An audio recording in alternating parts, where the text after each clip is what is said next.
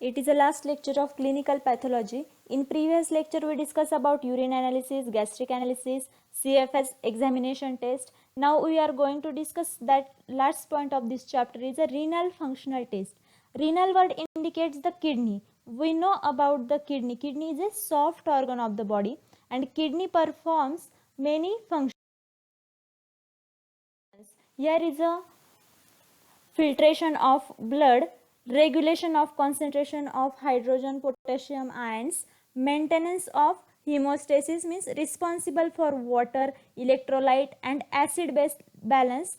Next is a endocrine function. In endocrine function, maintenance of hormonal function like erythropoietin hormone, calcitonin hormone, renin hormone. These all hormones are maintained the kidney. Next function is endocrine function, excretion function. Next is the excretion of metabolic waste product, end products of protein like nucleic acid, for example urea, creatinine, uric acid, it is a end product. Next is a retention of substances vital to the body. Retention of substances vital to the body means glucose, amino acid. These are the substances which are homeostasis by the kidney. Here is a picture of physiology of kidney. First is a glomerulus. Glomerulus filters small solute from the body. Next is a proximal convoluted tubule. Proximal convoluted tubule reabsorbs iron, water and nutrients and remove toxins and adjusts filter pH. Third one is a descending loop of Henle. It is a aquaporins allow water to pass from the filtrate into the interstitial fluid.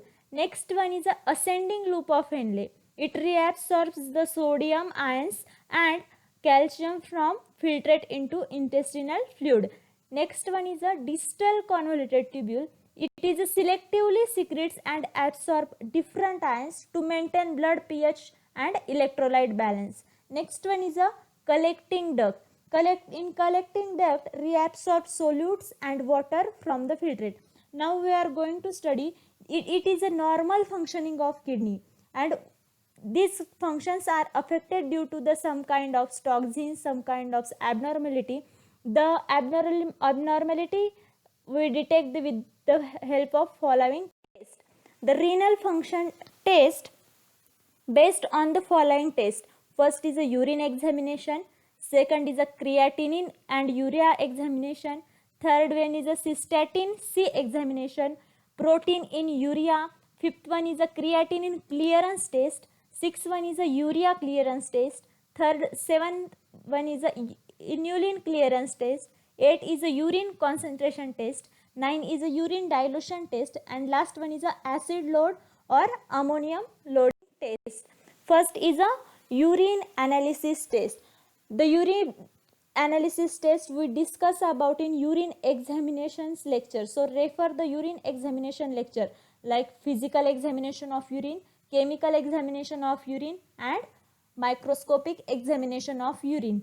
These lectures are important for also this renal functional test. So go through it and refer this lecture. Next one is a serum creatinine test. In serum creatinine, urea are marker of renal function and creatinine is considered a better marker of renal function than urea because blood level is not significantly affected by non-renal factors. It is neither reabsorbed and nor secreted from PCT means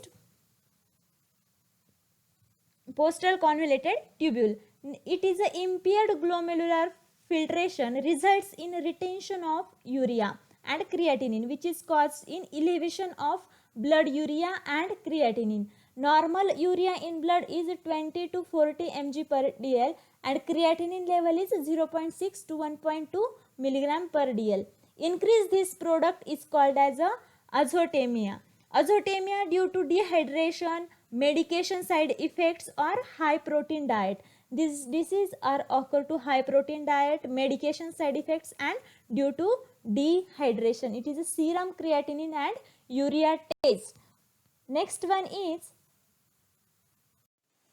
cystatin C. Cystatin C is more precious test of kindly function than serum creatinine level because high concentration in biological fluid like breast milk, tears, saliva and semen. It expresses virtually all organ of the body. The normal level of cystatin is 0.8 to 1.2 milligram per liter. Next is a protein in urea. Normally the total protein of excreted in urine in 24 hours is less than 150 milligram, then it is less than 30 milligram of albumin and it is not detected by in routine test. The presence of protein in urine, excess of this referred as a proteinuria, and proteinuria it indicates the leakage of glomeruli and it is the first indication of glomerular injury. When glomeruli are damaged in disease condition, they become more permeable and plasma proteins may appear in urine because the most common cause of proteinuria is loss of integrity of glomerular basement and is seen in nephrotic and diabetic nephropathy. When glomeruli are damaged in disease condition, they become more permeable and plasma protein may appear in urine. And the glomeruli of kidney are not permeable to plasma protein. Therefore, plasma protein are absent in normal urine. But when it is present in normal urine, when the glomerular are permeable due to these nephrotic and diabetic nephropathies diseases. Next one is a creatinine clearance test. In creatinine clearance is determined by collecting urine over a 24-hour period. Sample of blood is drawn during the urine collection period. The normal range of creatinine clearance is 90 to 120 mg per minute and measurement of creatinine clearance gives an estimate of the GFR, glomerular filtration rate, helps in early detection of renal failure. And a decreased creatinine clearance is very sensitive indicator of decreased glomerular filtration rate, and reduced blood flow to the glomeruli may also produce the decreased creatinine clearance. The normal range of creatinine is 90 to 120 and reduced blood flow of the glomeruli may also produce decreased creatinine clearance test. Next is a urea clearance test.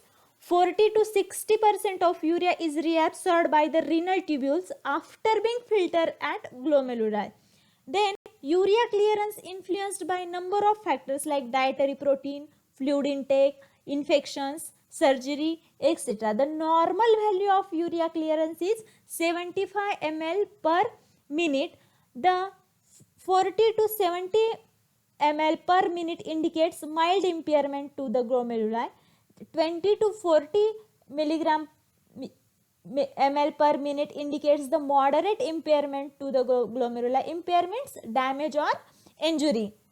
Next one is 20 to 20 ml per minute indicates severe impairment, means severe injury to the renal function. It is a urea clearance test. According to the abnormal value, we detect the creatinine clearance. Next is a inulin clearance test. Inulin clearance test is the method of choice when accurate determination of GFR is required. Then inulin is a polysaccharide of fructose which is filtered by the glomerulus but not reabsorbed or metabolically altered by the renal tubule. The normal value of inulin is 120 per minute, but its have a disadvantage is measurement of inulin clearance is that inulin is required to be injected intravenously. From a practical point of view, creatinine clearance is used in clinical assessment of the glomerular filtration because the creatinine test there is no need to intravenous administration of creatinine. Because of this, inulin is one major disadvantage because it required to be injected intravenously. So in mostly in renal function test, the creatinine test or creatinine clearance test are very effective or very easy. So this test have give more important and weightage. Next one is a urine concentration test. the first urine sample isn't the morning is collected and osmolarity of specific gravity is measured. If the urine osmolarity is 85 milliosmol per kg of specific gravity is 1.025, the renal concentrating ability is considered as a normal. This osmolarity and specific gravity is indicate the normal urine concentration, and if those does not have normal osmolarity of specific gravity, is sure that the concentrating ability is impaired or affected either due to tubular defect or a decrease in secretion of ADH. Then in polyuria of diabetes, when the hormone ADH is lacking, the osmolarity get changed because of this hormonal imbalance of adrenodiuretic hormone. It is a urine clearance test. With the help of this enzyme or this hormone, we detect the normal concentration of urine, or with the help of this normal osmolarity or specific gravity due to the ADH, we detect the normal osmolarity or normal concentration of the urine. Next one is a urine dilution test. In urine dilution test, after emptying the bladder, 1000 to 1200 ml of water is given to the patient, and urine specimens are then collected every 4 hours and every hour up to the next 4 hours. If the functioning of renal tubule is normal, the urinary specific gravity should fall in 1.005 or less, or an osmolarity of less than the 100 milliosmol per kg. If the renal tubules are diseased, the concentration of solute in urine will be constant. If the renal tubule are diseased, the concentration solute in the urine will be constant. Means the concentration of solute must be changed according to the water intake. So with the help of water intake, the urine dilution test is performed. Next and last test is acid load test. In the acid load test, occasionally use the diagnosis of renal tubular acidosis, in which metabolic acidosis arises due to diminished tubular secretion of H plus ion, or ammonium chloride is administered orally. In these tests, acid load test, ammonium chloride is administered orally to the patient. It is 100 milligram per kg body weight to causes metabolic acidosis. The artificial ammonium chloride causes metabolic acidosis, and the capacity of kidney is assessed for the production of urine, and urine sample are collected hourly for the following 8 hours. In normal subject of the urine, pH falls below 5.5 in at least one sample, and normal pH of urine is 5.5 to 7.5. With the help of this pH, we detect the acid in the urine, or it is a acid load test.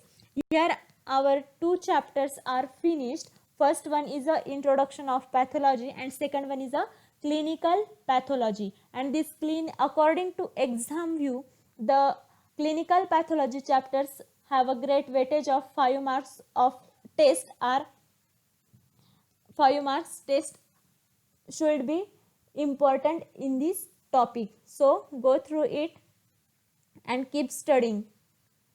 Today we stop here. Thank you.